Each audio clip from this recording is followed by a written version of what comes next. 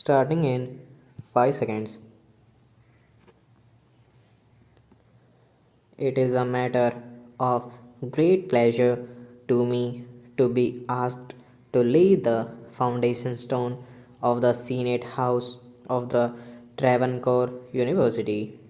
When I was first asked to do so, I readily agreed because I have always felt a kind of deep interest in educational matters, and I consider it a privilege to be associated with any function connected with educational institutions, especially so in Travancore, Cochin, where education is far advanced and whereas has just been reported to us the number of students today is 29,000, out of whom nearly one third are women.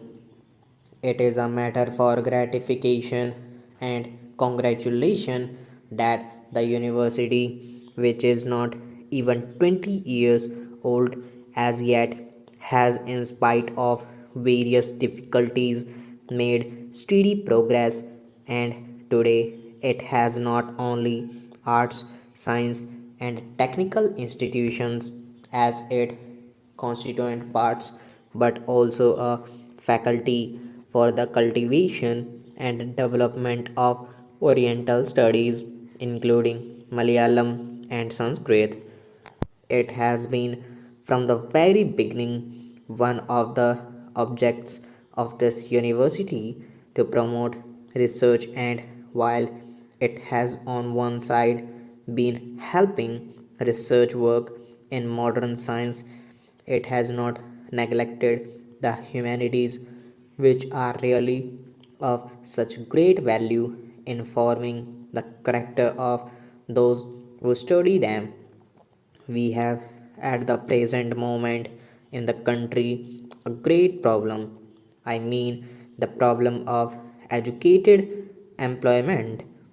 I am not surprised that this problem is troubling you also, because even in places where education is not so widespread, the problem has made itself felt, and efforts are being made to solve it in two ways. On the one side, efforts are being made to so adjust the curricula of universities and educational institutions as to make the students better fitted for the kind of work which is just now available in the country, and which we hope will be more and more available in the future. And on the other side, attempts are being made to develop industries and other means for employment. So, this two pronged attack on the problem of unemployment is going on throughout the country. I am quite sure you are also doing the same. It is not easy for me, speaking as I do here, to make any suggestions or extend any promises.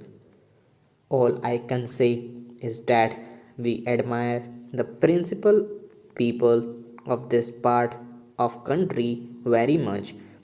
It is therefore a matter of gratification to me that you have not confined your activities to the well known and traditional subjects.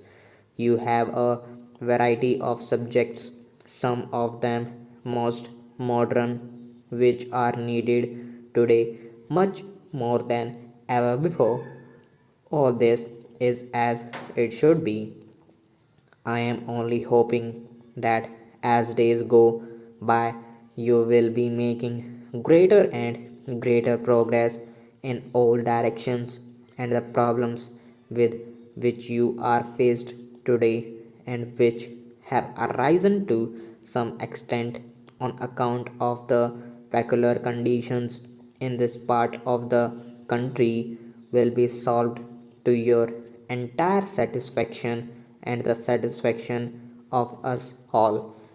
Your Vice Chancellor said just now that our university education is changing according to changed circumstances. This is a fact. If some people are impatient today and ask for further changes, it does not mean that they do not recognize the changes that have taken place already.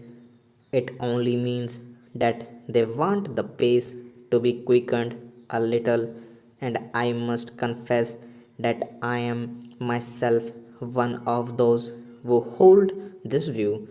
I assure you that I do not for a moment minimize the value of all that has been done by our older universities and even by newer universities. I am grateful for all that I have myself received from one of the oldest universities in India. I shall be the last man to say that universities have done no good at all, but I say this that according to changed circumstances, changes have to be made and changes should be made quickly. Changes are being made, but for the pace should be quickened.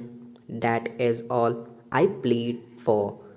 From what I have heard about your university, I must say that you are fully cognizant of the necessity of this change and of its pace.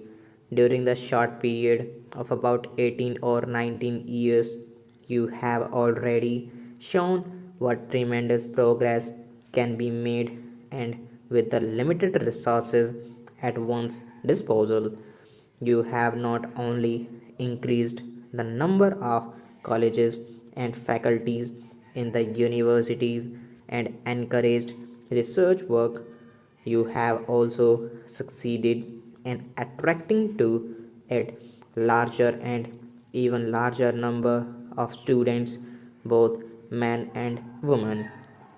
Great credit is due to you also for the fact that you have co education on such a large scale.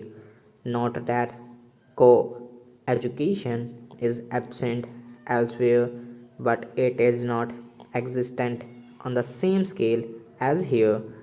And I must say that if a country is to grow, both its men and women must grow.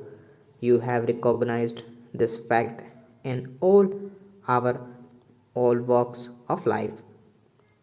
Stop.